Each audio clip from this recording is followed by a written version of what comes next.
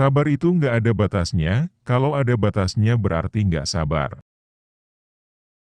Peran agama sesungguhnya membuat orang sadar akan fakta bahwa dirinya bagian dari umat manusia dan alam semesta.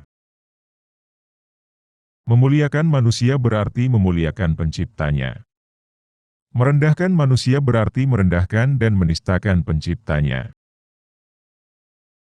Tidak penting apa agama dan sukumu, kalau kamu bisa melakukan sesuatu yang baik untuk semua manusia, maka orang tidak pernah tanya apa agamamu.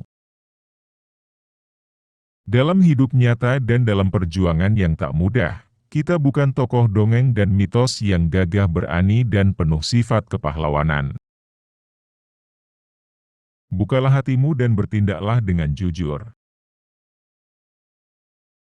Dengan lelucon, kita bisa sejenak melupakan kesulitan hidup. Dengan humor, pikiran kita jadi sehat. Kemajemukan harus bisa diterima, tanpa ada perbedaan. Bangsa ini menjadi penakut.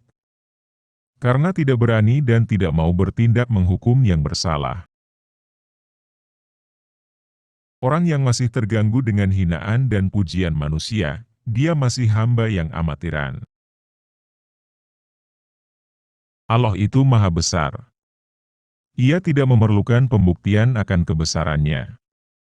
Ia maha besar karena ia ada. Apapun yang diperbuat orang atas dirinya, sama sekali tidak ada pengaruhnya atas wujudnya dan atas kekuasaannya. Semakin tinggi ilmu seseorang, maka semakin tinggi toleransinya.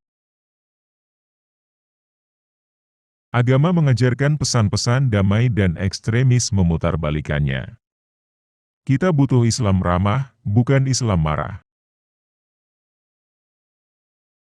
Perbedaan itu fitrah. Dan ia harus diletakkan dalam prinsip kemanusiaan universal.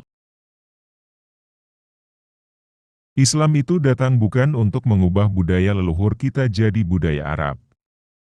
Bukan untuk aku menjadi ana, sampean, jadi, antum, sedulur, jadi, ahi.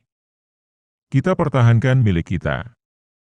Kita harus serap ajarannya, bukan budaya Arabnya. Islam di Indonesia itu timbul dari basis kebudayaan. Jika itu dihilangkan, maka kemungkinannya ada dua, yaitu pertama kebudayaan akan mati, kedua Islam akan hancur. Pesan saya, jadilah pemikir yang sehat. Berkat perbedaan, semuanya jadi terang benderang. Dari sudut agama, saya ingin mengingatkan, agar ketidaksenangan kita terhadap seseorang atau suatu kaum jangan sampai menyebabkan kita berlaku tidak adil dalam memutuskan sesuatu. Memuliakan manusia berarti memuliakan penciptanya. Merendahkan dan menistakan manusia berarti merendahkan dan menistakan penciptanya. Kemajemukan harus bisa diterima, tanpa adanya perbedaan. Esensi Islam tidak terletak pada pakaian yang dikenakan, melainkan pada akhlak yang dilaksanakan. Jika kita merasa Muslim terhormat, maka kita akan berpuasa dengan menghormati orang yang tidak berpuasa. Menyesali nasib tidak akan mengubah keadaan. Terus berkarya dan bekerjalah yang membuat kita berharga. Tuhan tidak perlu dibela karena Dia yang Maha Kuasa. Tidak ada jabatan di dunia ini yang perlu dipertahankan mati-matian. Kalau Anda tidak ingin dibatasi, janganlah Anda membatasi. Kita sendirilah yang harusnya tahu batas kita masing-masing.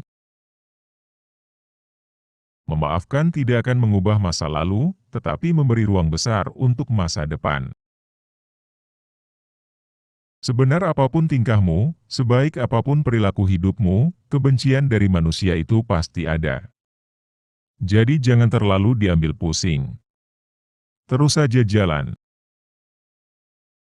Perbedaan dalam berbagai hal termasuk aliran dan agama, sebaiknya diterima karena itu bukan sesuatu masalah. Tuhan tidak perlu dibela, Dia sudah maha segalanya. Belalah mereka yang diperlakukan tidak adil.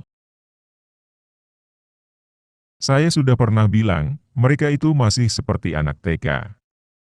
Buktinya girang banget ketemu sama si Daniel. Bukalah hatimu dan bertindaklah dengan jujur. Sebuah masyarakat tanpa spiritualitas hanyalah akan berujung pada penindasan, ketidakadilan, pemerasan, dan perkosaan atas hak-hak asasi warganya. Negeri ini paling kaya di dunia. Tapi sekarang negeri ini menjadi melarat karena para koruptor tidak ditindak dengan tegas. Humor tidak bisa menjatuhkan pemerintah.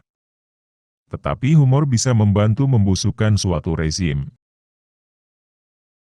Tragedi bom Bali yang terjadi di ambang Ramadan adalah sebuah teguran ilahi tentang berjangkitnya epidemi perilaku iblis di kalangan masyarakat yang semakin hari semakin sering melakukan kekerasan. Saya tidak peduli, mau popularitas saya hancur, difitnah, dicaci maki, atau dituduh apapun. Tapi bangsa dan negara ini harus diselamatkan dari perpecahan. Menyesali nasib tidak akan mengubah keadaan, terus berkarya dan bekerjalah yang membuat kita berharga. Kepemimpinan yang baik dapat membawa hasil yang baik tanpa banyak menumpahkan darah. Marilah kita bangun bangsa dan kita hindarkan pertikaian yang sering terjadi dalam sejarah.